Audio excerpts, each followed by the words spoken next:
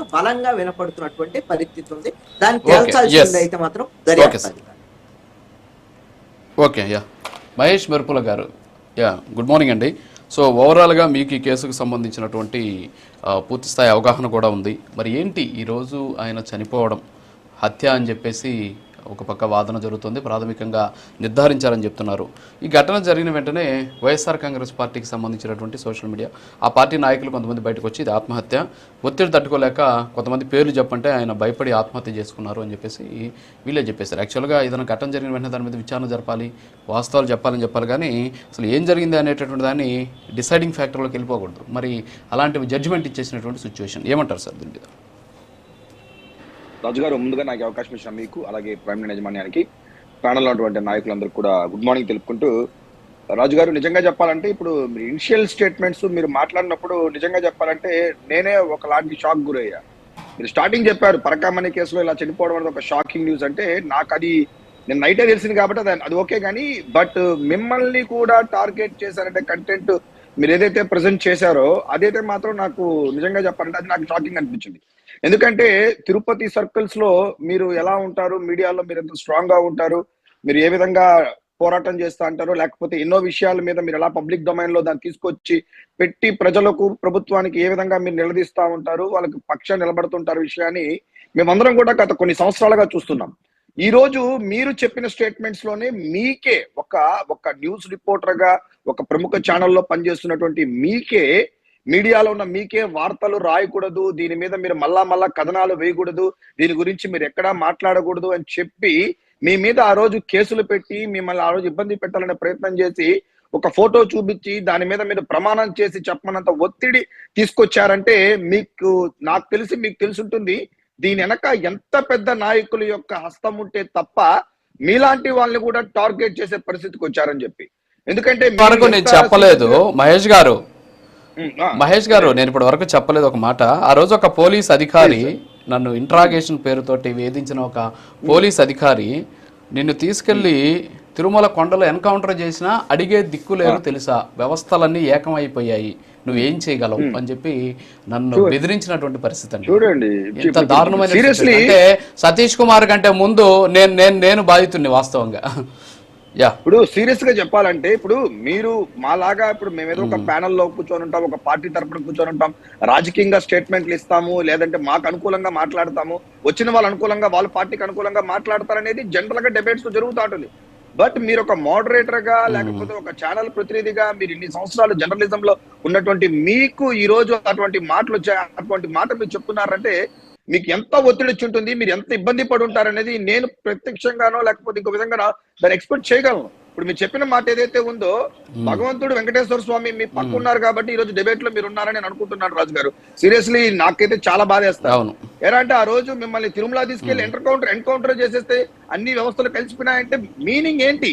So ఇటువంటి ఇది ఎప్పుడు జరిగింది, ఏ ప్రభుత్వంలో జరిగింది, ఎవరు మాట్లాడిచ్చారు, అప్పుడు ప్రభుత్వం ఎవరుంది, ఎవరు అధికారులు ఉందని కూడా అందరికీ కూడా ఈ యొక్క వైట్ పేపర్ లాగా అందరికీ తెలిసిన విషయాలే. ఇప్పుడు కూడా తీసుకోండి, ఇంతకు ముందు మన రామాంజనేయులు సార్ గారు కృష్ణారాయణ సార్ గారు చెప్పినట్టు 100% ఈ యొక్క పరకామణి కేసుని టోటల్ గా డైరెక్ట్ చేసింది కోర్టు మాత్రమే.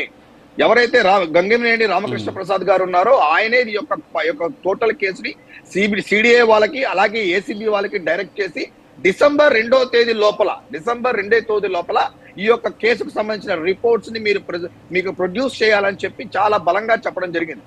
బట్ ఈ ప్రాసెస్ లోనే నిన్న అందరం కూడా చూసినట్టయితే ఎవరైతే ఆ రోజు కేసులో మెయిన్ గా ఎవరైతే ఒక కేసుని పబ్లిక్ డొమైన్ లోకి తీసుకొచ్చి పెట్టారో, బయట తీసుకొచ్చి పెట్టారో అటువంటి వ్యక్తి ఎవరైతే నేను చూసాం, సతీష్ గారు ఎవరైతే చనిపోయారో, అది క్లియర్లీ అది హత్య అని క్లియర్ గా కంటికి కనబడుతున్నటువంటి పరిస్థితి. ఎందుకంటే ఒక పోలీస్ అధికారి, ఎందుకంటే ఆల్రెడీ అతను ఇంతకు ముందు కూడా ఒక ఇన్వెస్టిగేషన్ కి వెళ్ళడం జరిగింది, ఆల్రెడీ కొంతవరకు ఇన్ఫర్మేషన్ కూడా ఇవ్వడం జరిగింది, కొంతవరకు కోఆపరేట్ చేయడం కూడా జరిగింది. సో ఇప్పుడు రెండోసారో లేకపోతే మళ్ళా వెళ్ళి మాట్లాడితే పెద్ద తలలు బయట వస్తాయి దీని యొక్క ప్రాసెస్ లో. ఆ రోజు ఎవరెవరైతే అధికారులు ఉన్నారో, ఎవరెవరైతే రాజకీయ నాయకులు ఉన్నారో, అక్కడ ఎవరైతే బోర్డులో బలంగా పనిచేశారో వాళ్ళందరూ పేర్లు కూడా బలంగా వస్తుందనే విషయం అందరికీ తెలిసిన తరుణంలో ఇతన్ని ఏదో విధంగా మనం చెయ్యాలి అనే ఉద్దేశంతోనే ఈ రోజు చేసినటువంటి ఒక దుర్మార్గమైనటువంటి ఒక చర్య చెప్పాలన్నట్టయితే.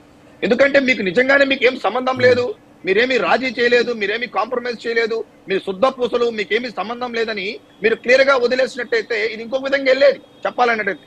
ఈ రోజు ఇది డైరెక్ట్ చేసేది కూడా కోర్టే. ఇది చెప్పాలంటే ఇది లే రాజకీయ నాయకుడు కానీ ఏ పార్టీ కూడా దీంట్లో ప్రమేయం అనేది లేదు. ఇంకోటి అసలు కాంప్రమైజ్ చేయడం అనేది ఆ రోజు అసలు ఎలా కుదురుతుంది? నిజంగా చెప్పాలంటే ఇద్దరు వ్యక్తుల మధ్య జరిగిన అసలు లోక్ అదాలత్లో ఇటువంటి కేసులకి ఇదేమన్నా ఇద్దరు వ్యక్తుల మధ్య జరిగినటువంటి కాంప్రమైజా? నేను మీ ఇంట్లో ఎత్తుకున్నానండి, తిరిగి మీకు ఇచ్చేస్తానండి చెప్పడానికి.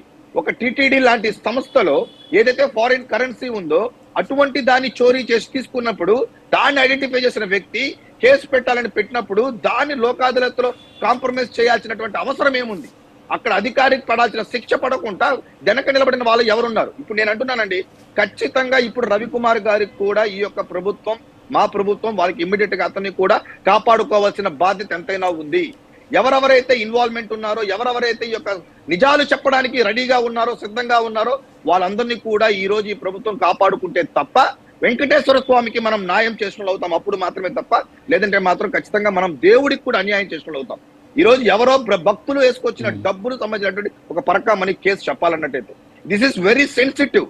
మామూలు కాదు, ఏదో దొంగతనం ఇంట్లో జరిగింది అక్కడ జరిగిందంటే భక్తులు వేసినటువంటి దాన్ని దాన్ని థెఫ్ట్ చేసే ప్రాసెస్ లో దాన్ని కనుక్కున్నటువంటి ఒక అధికారి ఎవరైతే ఉన్నారో అతను ఈ రోజు తన యొక్క వర్షన్ చెప్పే ప్రాసెస్ లో, తన నిజాలు చెప్పే ప్రాసెస్ లో ఇటువంటి దాడి జరగడం, ఇటువంటి హత్య, ఇది definitely it's a planned murder. ఎందుకంటే మీరు అన్నట్టు it is very too early to give all the statements.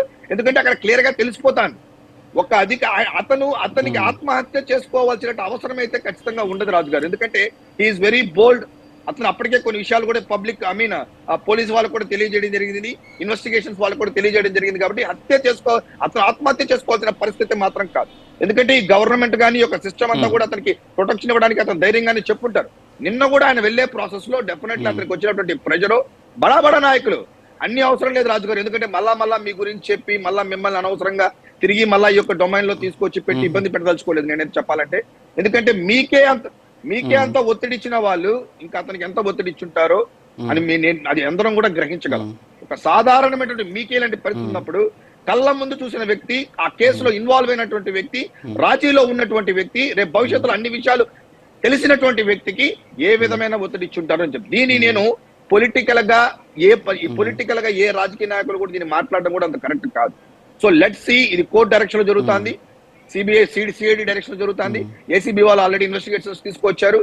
ఈ రోజు వైఎస్ఆర్సీపీ వాళ్ళ అనవసరంగా తొందరపడి బయటకు వచ్చి దీని ఏదో రాజకీయ ఒత్తిళ్ళో లేకపోతే అధికారులకు ఒత్తిళ్ళో లేదా ఏ ఒత్తిళ్ళు వస్తుందండి చెప్పాలన్నట్టయితే అది ఎందుకు మీకు కాంప్రమైజ్ చేయగలిగే కెపాసిటీ ఉన్నటువంటి మీరు, ఆ రోజు గతంలో కాంప్రమైజ్ చేసినటువంటి మీరు ఈ రోజు రాజకీయ నాయకుల దగ్గర నుంచి ఎందుకు ఒత్తిడి వస్తుందనుకుంటున్నారు?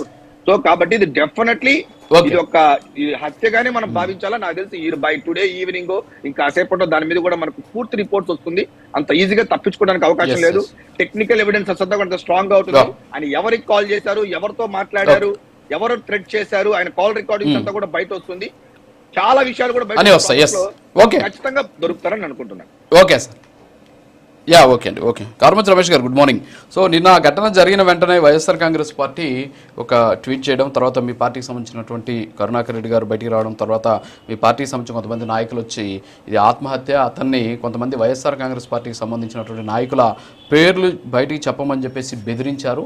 ఆ బెదిరింపులకు ఒత్తిళ్లకు భయపడి ఆయన ఆత్మహత్య చేసుకున్నాడు. ఇది ప్రభుత్వం చేసినటువంటి హత్య అన్న కోణంలో చంద్రబాబు నాయుడు మీద వాళ్ళంతా కూడా ఫైర్ అయినటువంటి పరిస్థితి.